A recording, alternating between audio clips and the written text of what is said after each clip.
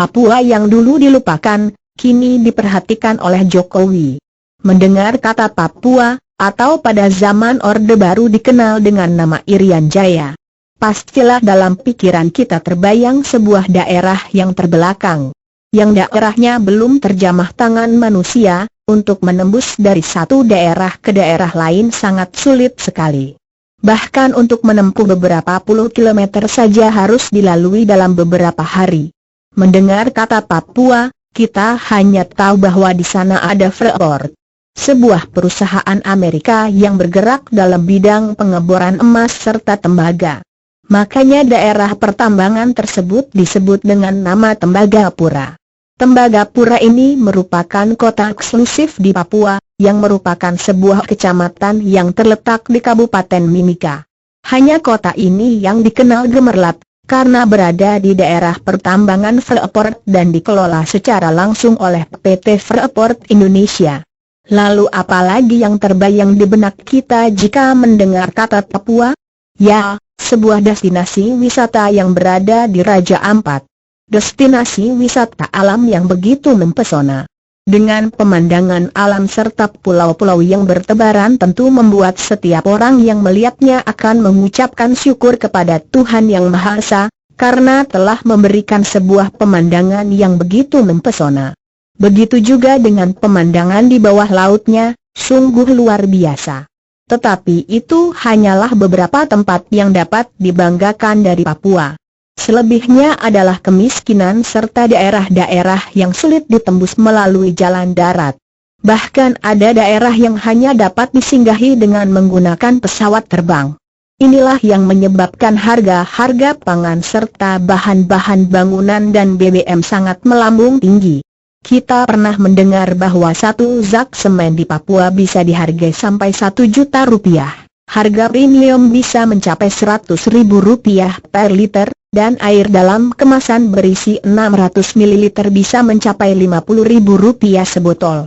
Sungguh sebuah harga yang sangat fantastis bagi kita yang ada di Pulau Jawa. Itu dulu sebelum era Presiden Jokowi. Sebelum Papua benar-benar diperhatikan keberadaannya. Sebelum Papua diperlakukan sama dengan daerah-daerah Indonesia lainnya. Setelah Papua tidak lagi dianggap sebagai anak dari Republik ini.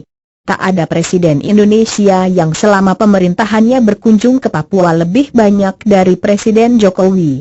Jokowi dalam waktu 2 tahun pemerintahannya telah melakukan kunjungan ke Papua sebanyak 5 kali. Ini menandakan bahwa Presiden Jokowi memberikan perhatian yang lebih kepada Papua dibandingkan dengan daerah-daerah lainnya di Indonesia. Presiden Jokowi ingin pembangunan di Papua bisa setara dengan pembangunan di daerah-daerah lain di Indonesia. Apa yang telah Presiden Joko Widodo lakukan di Papua? Dan bagaimana Presiden Jokowi menjadikan Papua sama dengan provinsi-provinsi lain di Indonesia? Dan inilah yang dikerjakan oleh Presiden Jokowi. Agar biaya transportasi di Papua menjadi murah, tentu bahan bakarnya juga harus murah. Jika bahan bakarnya saja sudah mahal, bagaimana biaya transportasi bisa murah? Mungkin itulah yang menjadi pikiran dari Presiden Jokowi. Oleh karena itu Presiden Jokowi memerintahkan jajarannya untuk menyamakan harga bahan bakar minyak yang ada di Papua dengan daerah-daerah lain di Indonesia. Jika di Jakarta warganya dapat menikmati harga premium dengan Rp. 6.500, maka warga Papua juga harus dapat menikmati premium dengan harga yang sama dengan Jakarta. Dan sekarang warga Papua sudah dapat menikmati harga BBM yang sama dengan warga Jakarta. Dan itulah sebuah terobosan dari Presiden Jokowi agar warga Papua dapat menikmati biaya transportasi yang murah. Tentu dengan harga BBM yang murah belumlah cukup untuk menekan biaya transportasi bagi warga Papua.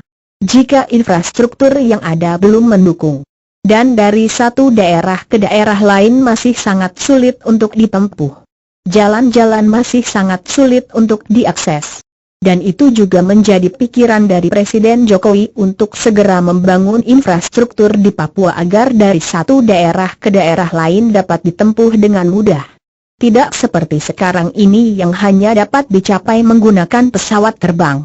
Presiden pun mempunyai rencana untuk membuka akses seluruh daerah Papua dengan membuat jalan Trans Papua. Trans Papua mencapai 4.330 km yang mana saat ini sedang dikerjakan. Adapun pencapaian Trans Papua sudah dapat dinikmati walaupun belum secara keseluruhan. Hingga saat ini pembangunan terus digenjot untuk menyelesaikan jalan Trans Papua yang terdiri dari 7 ruas tersebut. Ketujuh ruas itu diantaranya Jayapura Wamena Mulia, Jayapura Sarmi, Jayapura Hamadi Holtekam perbatasan Papua Nugini, Merauke Waropko, Timika Mapuru Jaya Pemako, Nabire Wajpetena Rotali, dan Serui Menawi Suberba. Sedangkan yang berlokasi di Papua Barat, diantaranya Manowari Sorong, Manokwari Bintuni, Fakfak Hurimber Bomrai, dan Sorong Mega. Hingga akhir 2016, jalan yang sudah tersambung mencapai 2.792,02 km atau 85,7% dari total panjang jalan.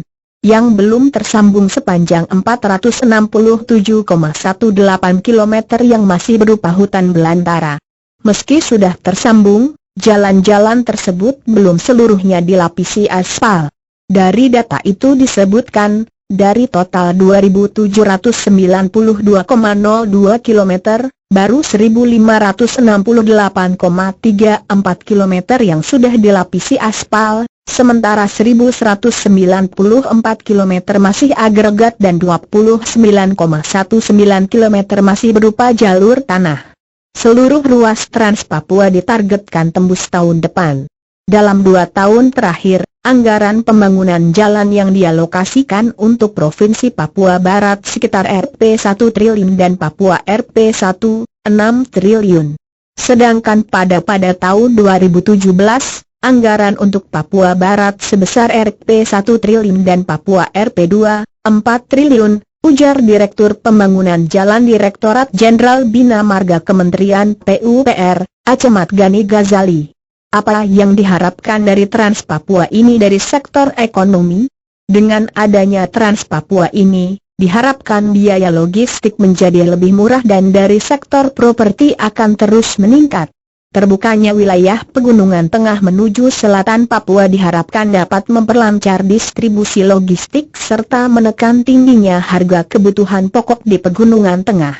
Selama ini, kebutuhan pokok didatangkan dari Jayapura melalui udara.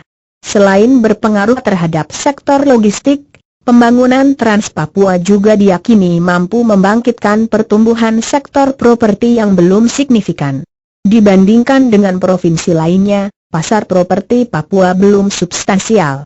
Ini bisa dilihat dari masih banyaknya ruang dan laju konstruksi bangunan yang berbanding lurus dengan infrastruktur, terang Ketua DPD RI Papua, Marianeli Suryani. Sebuah harapan yang sangat besar dari warga Papua dengan adanya Trans Papua ini adalah dapat membuka isolasi daerah-daerah yang sangat sulit untuk dicapai sebelumnya, dan warga-warga yang terisolasi sekarang dapat menikmati harga pangan dengan murah karena jalur transportasi sudah dapat menembus daerah mereka. Dengan adanya Trans Papua ini juga diharapkan akses terhadap segi kesehatan juga dapat dilakukan dengan lancar, dan angka kematian karena sulitnya akses kesehatan dapat ditekan sedemikian rupa. Dan sekarang Papua sudah bukan daerah tertinggal lagi, mereka telah membangun sama dengan daerah-daerah lain di Indonesia. Dan kedepannya Papua akan menjadi sebuah provinsi yang sangat diperhitungkan dalam meningkatkan GDP Indonesia.